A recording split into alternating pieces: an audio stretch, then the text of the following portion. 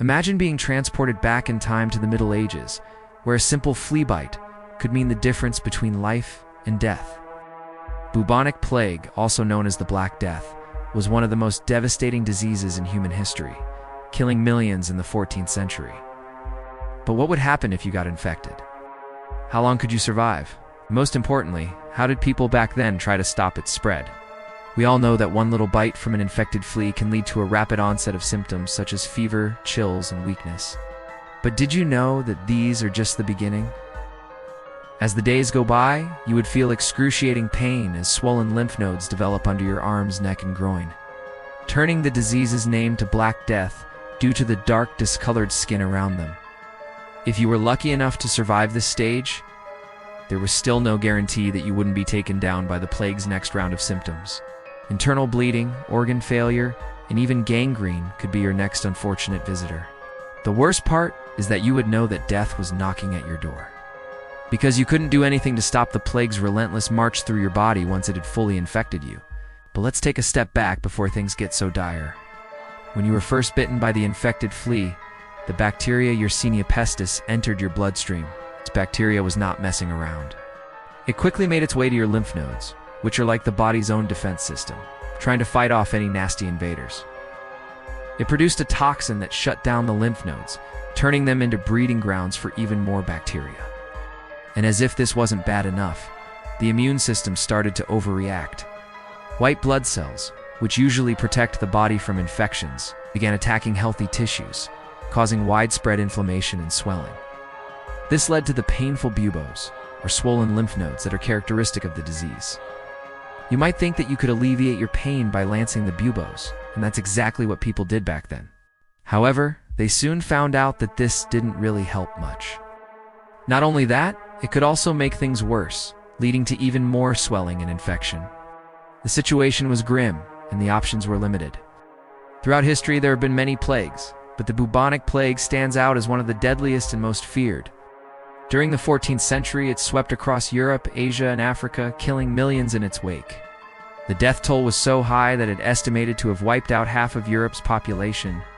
But how did the plague bacteria manage to cause so much devastation? The answer lies in the unique way it spreads. Unlike many other diseases, the bubonic plague is transmitted by fleas, which makes it highly contagious. These pesky insects can pick up the plague bacteria from infected rats and mice and pass it on to humans through their bites. And once the bacteria enters the body, it can quickly multiply and spread to other parts of the world through infected ships and trading routes. This means that the plague could spread rapidly and silently, arriving in a new city before anyone even knew what hit them. The symptoms of the plague were brutal and often fatal. In fact, the name bubonic plague comes from the painful swellings or buboes that appeared on the skin. These swellings were caused by the bacteria's toxins, and they often grew to the size of an egg.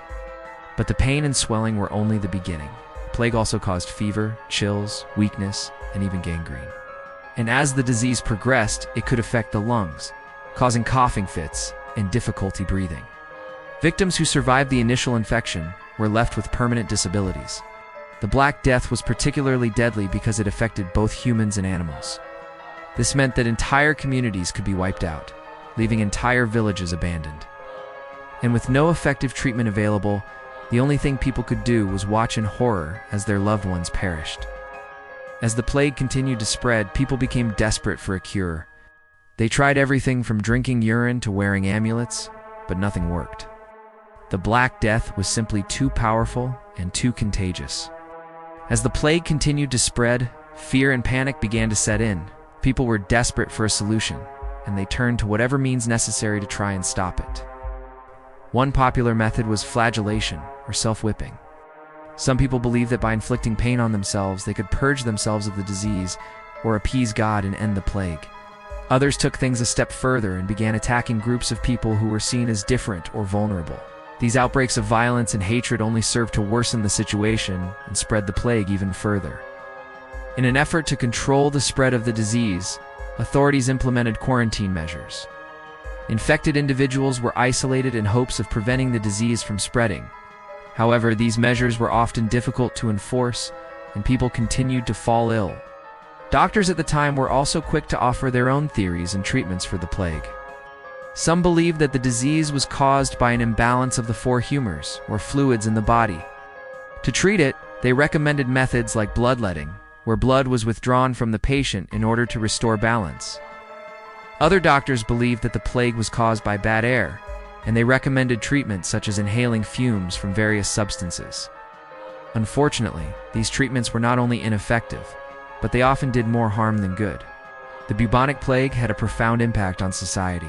It led to labor shortages, economic instability, and massive social upheaval. Entire communities were devastated, and the survivors were left to deal with the aftermath. So what if you were infected during this time? How long would you survive? Well, unfortunately, the prognosis was not good. The bubonic plague was a highly contagious and deadly disease, and once you were infected, your survival was touch and go. On average, people who contracted the disease only survived for a week or two. That's not a lot of time to say goodbye to your loved ones. The symptoms of the disease were so intense, and the suffering was so great, that many people opted for a merciful death. Now imagine you were a doctor in the Middle Ages trying to stop the spread of the plague. What would you do? The tools at your disposal were limited, and the stakes were high. You would need to rely on your wits and your knowledge of the disease to try and save lives. Quarantine measures were one of the mainstays of plague control. By isolating infected individuals and limiting their contact with others, you could slow the spread of the disease. But this was easier said than done. People were reluctant to leave their homes, and some may have been too far gone to benefit from isolation. Another tactic you could employ was to treat the sick. This was a risky endeavor, as treating the plague was not only difficult, but also dangerous for the healers themselves. However, by providing care, you could potentially save lives and alleviate suffering. Finally, you would need to educate the public about the disease and how to prevent its spread. This was crucial in dispelling myths and rumors, and encouraging people to take precautions such as washing their hands and avoiding contact with the sick. Despite the challenges, it would be up to you to do everything in your power to stop the spread of the plague. The success of these efforts would depend on your ability to adapt and innovate, as well as the cooperation of the people you serve. The road ahead was tough, but the lives of many could depend on your actions. Bubonic plague was a terrifying disease that ravaged the world for centuries. Its symptoms were brutal, and its transmission was relentless. But despite its deadly nature, people did try to stop its spread through methods like quarantine, treatment of the sick, and public education. If you found yourself infected with the plague during the Middle Ages, you would face a grim prognosis, and your survival was not guaranteed. But if you were a doctor, you would have the responsibility of doing everything in your power to save lives and alleviate suffering. The challenge would be immense, but the stakes were high, and the lives of many could depend on your actions. Thank you for joining us on this journey through history. We hope that you've learned something new and gained a deeper appreciation for the challenges faced by those who lived through the plague. If you enjoyed this video, please don't forget to hit the like and subscribe button to help this channel out. Until next time, thanks for stopping by.